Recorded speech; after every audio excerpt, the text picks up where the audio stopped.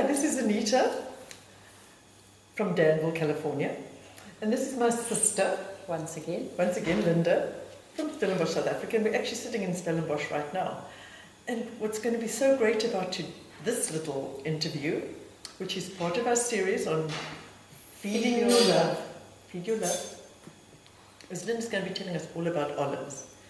Now, this is something that's been, olive making is a process that's been going on for years and years. Our forefathers have been doing it. Our grandfather brought olive trees out from Italy. So anyway, Linda's going to be telling us about processing olives.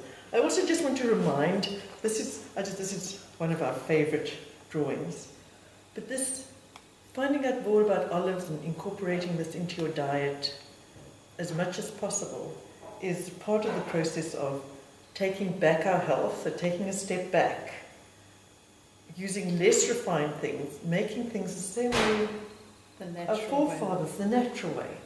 And we're starting to find out that we're actually losing this as a society, and we really want to take a step back to take back our health. So Linda, thank you. So tell us about olives. yes, I think these days, because we're having more and more hidden sugars in our diets, we're actually messing up our gut biome. And So what is our gut biome? it's all those little microbes that are busy in our guts that actually allow for a healthy immune system. They're responsible for our immune system. They allow for a healthy disposition. They actually do so much more than we were ever aware of. Yeah. In fact, we've been in the dark about this for far too many years, and So suddenly they're realizing how absolutely vital our gut biome is. So are you telling me that if I ate a lot of olives, I'd be a nicer person? You would, absolutely. So is that why you've been feeding me olives the entire time? Yes, in The the last entire 2 time I've weeks. been here, she's been feeding me olives, hoping that, well, The last 3 weeks has improved it dramatically. yeah, I'm actually feeling a better person. So, so tell us about the olive. So this is a natural fermentation, is that right? Yes, that's the beauty of the olive. And you know, I don't think people have appreciated yet what a fantastic probiotic fermented table olives are. Because we've always, when people speak about probiotics and you need probiotics after when you're on a course of antibiotics, we've actually, everybody's forgotten about table olives. And because table olives undergo a fermentation that we call a lactic acid fermentation, so the sugars are converted to lactic acid, and these lactic acid bacteria are vital in our gut biome. Okay. So, but I mean, nowadays, it's not just when people are antibiotics that they take a probiotic. Everybody's taking a probiotic, but it's in a pill form. So what you're saying here is here we have a natural form that we don't have to take probiotic pills. Sometimes we don't even know if those probiotics are alive or not, Exactly. or whether they get to our guts or not. And I think the important thing is to have the whole environment there. So you want the naturally fermented raw food.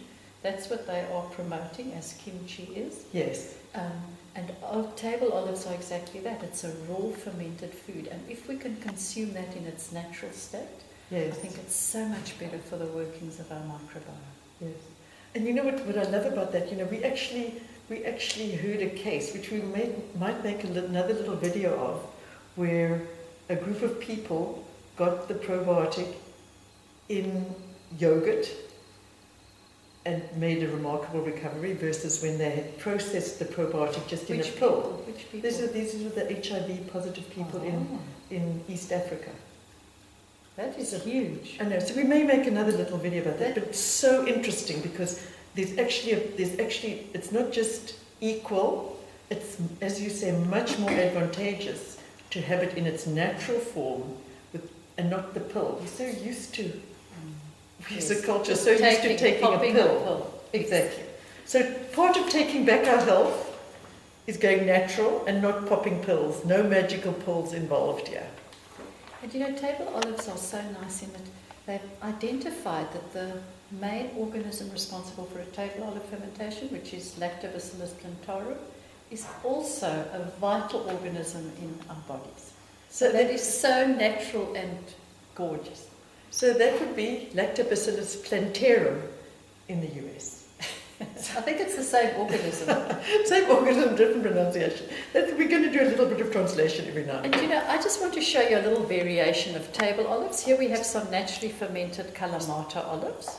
So what have you done to naturally ferment them? I just pop them in salt water Okay. and wait for about a year. That's why she's got big olive tanks and we don't. You've Yes. got to be patient because it's a slow, natural process and we can't hurry it along. So if somebody said, just for a minute now, if somebody says, I've got a olive tree, and they've got all these olives and I'm going to process them next season, that's what they should do? Just let them get ripe, not Yes. soft, but ripe, and then just pop them into a 10% salt solution Fantastic. And okay, wait. and leave them for a year. and wait. Be very patient. For the more details, I can. There's actually on my website there's a e-book processing for manual. processing. Yes. Okay. Olivesinfact.com. But what I'd like to do now is we sometimes get tired of having the pips in our mouth. So what I've done with these olives, I want to do this. Okay. Can you show me how to pip it? put them in aligned, point upwards. So the point upwards? And just press it in. Oh my gosh. Okay. I want me do it. So I'll take this And one. then what I do is once I've taken the pips out, I'll put them into a very slow oven, only at about 70 degrees C. Yes. What's the F word for 70 degrees C? Watch it, Missy.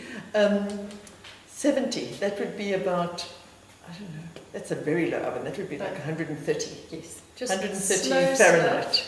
And then you dry them out very slowly. You can add a few chopped up chilies to them, which gives them a really nice little bite. And then once they're nice and dry, as these ones are here on our other side, they've been dried out to the right consistency. I coat them with a bit of extra virgin olive oil, together with a bit of chili, and they are absolutely delicious to pop into a salad, to eat as is, together with a glass of wine. Just wonderful. So here's the difference. And all you've done is Just put a in the bit oven of for a little bit. dehydrating in the oven. So, in a very low and oven. and they're delicious. Very nice to Okay. eat. Thank Pop you. one now. Yeah. So, as far as how long does if you have olives out like this, how long are they okay for? I mean, can you leave them out? Do you have to keep them in the fridge once you've taken them out of the? Out of their brine. Mm.